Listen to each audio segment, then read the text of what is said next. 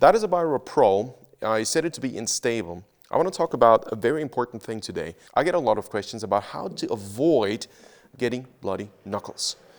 What am I talking about? Look, the boat cockpit, if we talk about the true rowing motion, the boat cockpit is asymmetrical, it's not symmetrical.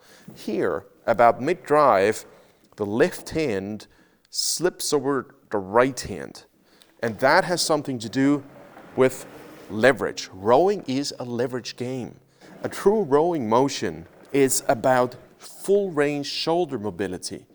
That's huge, that's essential. The idea is that you control your hands not with your arms, but here with your armpits. So armpits long, shoulders long, and then you connect your fingers with your shoulder blades. So there's no messing around like that. No, you stay long and loose. In mid-drive, you have that smooth acceleration. How do you make this possible? When your left hand is going to be on the top of your right, here, like that. You see, I'm slightly asymmetrical. You can play with that here. Why would you play here and not with your arms? You always want to go for the biggest muscles that can do the job. Rowing is a leverage game. Legs are hugely strong. Core is almost on par if it's well trained. The deep muscles got to be well trained. Your arms, no matter how big your arms are, it's not realistic that you can do an endurance load with your arms that is on par with that of your legs or your core.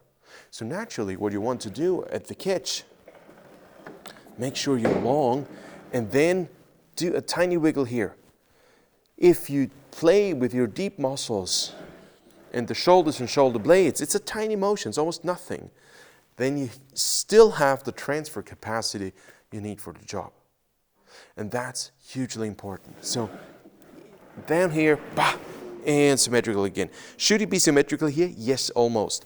Usually, and you can do this on a Pro, just like in a boat, you can set the left gate or oarlock, this is that part here, about 1 centimeter higher. That gives you a bit more space. Does it solve the issue that the boat cockpit is asymmetrical by standard? No, it doesn't do that at all. It just lessens the issue a bit. So we always have to compensate. Is this bad for the body? No, not at all. See, at that stage, you're so anchored that you don't really feel this. That's super stable. It becomes an issue, and this is why a lot of people have bloody knuckles, and that's a big, big point, if you're going up with your upper body too early, then there's too much load, vertical load on your hands. And this isn't, they scratch and become bloody. I was in your shoes. I had bloody knuckles for a long time when I was a junior. How did I solve this? Try to keep your hands vertically stable.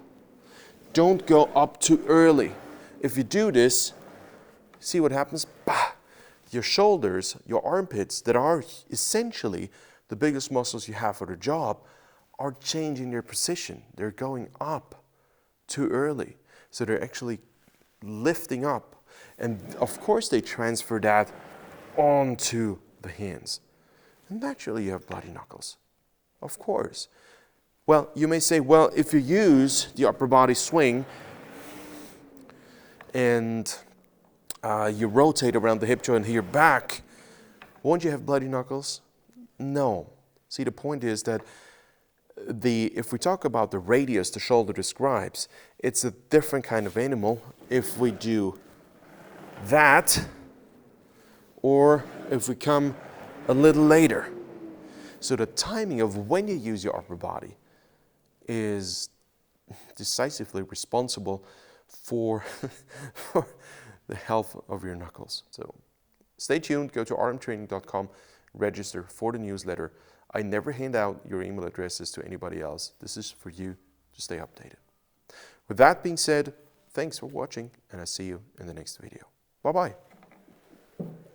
Oh, have you already subscribed? If not, please do it right now. It costs you 1 click. For me, it means the algorithm picks up my videos and I can serve the community better. And give it a like. It also shows YouTube that the work I do is appreciated by you. That's important. All right. Thank you very much for watching.